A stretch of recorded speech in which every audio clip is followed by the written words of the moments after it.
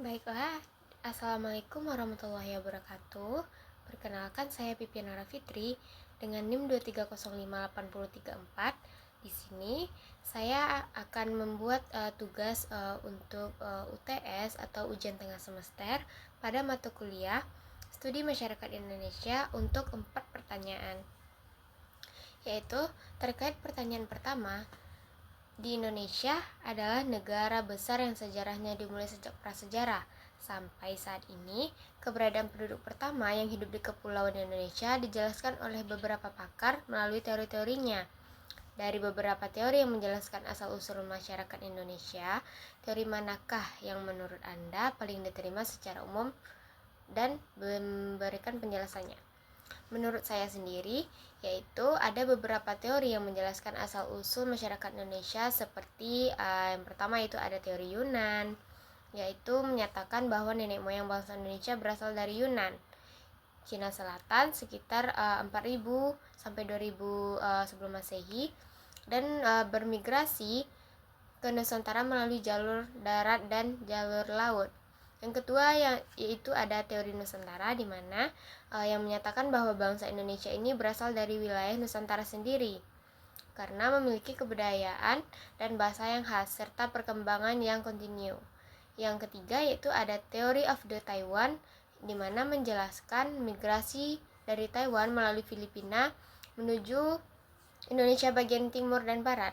Dan menurut saya sendiri, teori yang paling banyak diterima oleh masyarakat Indonesia itu menurut saya itu adalah teori Yunan, di mana alasan saya sendiri memilih teori ini karena teori ini didukung oleh bukti linguistik, yaitu seperti adanya kesamaan bahasa Austronesia, arkeologis atau alat bantu dan tembikar, serta antropologis, di mana ciri-ciri ras dan budaya yang serupa antara penduduk Yunan maupun Nusantara. Namun demikian, teori Nusantara juga penting karena menegaskan adanya perkembangan lokal yang kuat dan identitas asli masyarakat Indonesia itu sendiri. Dan untuk pertanyaan kedua yaitu menurut Anda sendiri, apa yang harus dilakukan untuk oleh rakyat Indonesia, khususnya generasi muda, agar keberagaman bangsa Indonesia tidak sampai memantik terjadinya konflik di masa yang akan datang. Nah, di sini menurut saya sendiri yaitu Indonesia ini kan memiliki 1340 suku bangsa dengan keragaman bahasa, adat maupun budayanya sendiri.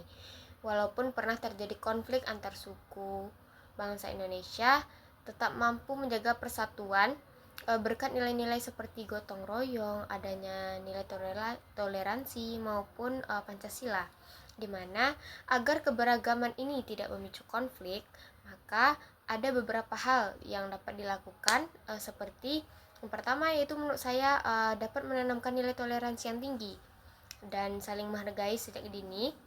Sikap saling menghargai itu sangat penting karena terutama di kalangan pelajar maupun generasi muda, karena jika sikap toleransi ini diterapkan dari sejak kecil, maka kita akan terbiasa sampai di masa akan datang sampai kita beranjak dewasa.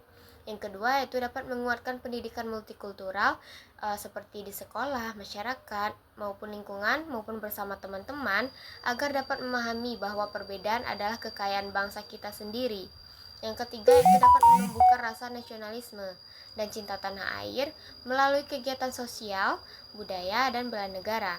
Yang keempat yaitu ada menegakkan keadilan sosial dan pemerataan pembangunan agar tidak muncul kesenjangan antar suku maupun daerah. Nah, untuk soal yang ketiga yaitu tradisi Limau Barongge adalah salah satu kekayaan budaya lokal di Sungai Pisang, Bungus, Teluk Kabung, Kota Padang. Untuk pertanyaannya, uraikan prosesi Limau Barongge secara ringkas. Yang B, menurut Anda apakah tradisi ini harus dilestarikan? Menurut saya sendiri, tradisi Limau Barongge ini merupakan kegiatan budaya masyarakat pesisir yang biasanya dilakukan setelah panen atau saat menyambut bulan baik, di mana prosesi ini diawali dengan pembersihan diri dan doa bersama di surau atau di rumah adat. Kemudian masyarakat membawa buah limau atau jeruk dan hasil bumi ke pantai, Di pantai dilakukan upacara tolak bala serta pertunjukan kesenian adat seperti musik, tari tradisional, dan setelah itu dilakukan makan bersama sebagai simbol kebersamaan dan rasa syukur atas nikmat yang diberikan. Dan selanjutnya itu, apakah tradisi ini harus dilestarikan? Menurut saya sendiri, tradisi ini juga baik dilestarikan karena tradisi Limo Barongge ini merupakan tradisi yang merupakan identitas budaya lokal kita sendiri, di mana dapat memperkuat jati diri masyarakat itu sendiri. Selanjutnya, tradisi ini mengandung nilai kebersamaan, gotong royong, dan syukur kepada Tuhan. Selanjutnya, tradisi ini juga berfungsi sebagai media integrasi sosial antar warga. Jika tidak dilestarikan, generasi muda akan kehilangan kearifan lokalnya sendiri dan nilai sosial yang melekat pada tradisi tersebut. Selanjutnya itu pertanyaan yang keempat. Terkait pertanyaan keempat,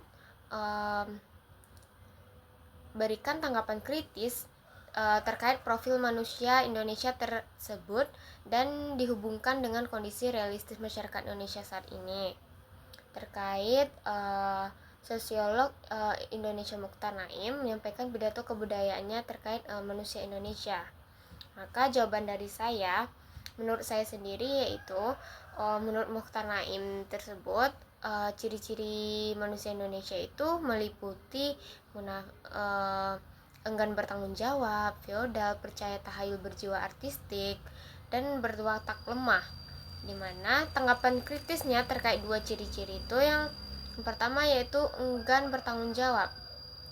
Dalam realistis sosial saat ini, masih sering ditemukan sikap menghindari tanggung jawab. Misalnya saja, dalam pekerjaan birokrasi, masyarakat sering melempar kesalahan kepada pihak lain.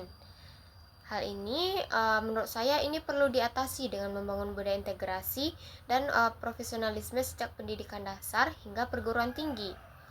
Selanjutnya ada feodal, karena budaya feodal masih melekat di masyarakat Indonesia seperti menghormati orang berdasarkan status sosial, jabatan, atau kekayaan, bukan karena prestasi. Akibatnya muncullah ketimpangan sosial dan rendahnya partisipasi masyarakat kita sendiri dalam pengambilan keputusan, dan diperlukan pendidikan demokrasi dan kesetaraan sosial agar masyarakat lebih terbuka dan egaliter. Sekian jawaban dari saya. Saya akhiri dengan Assalamualaikum warahmatullahi wabarakatuh. Terima kasih.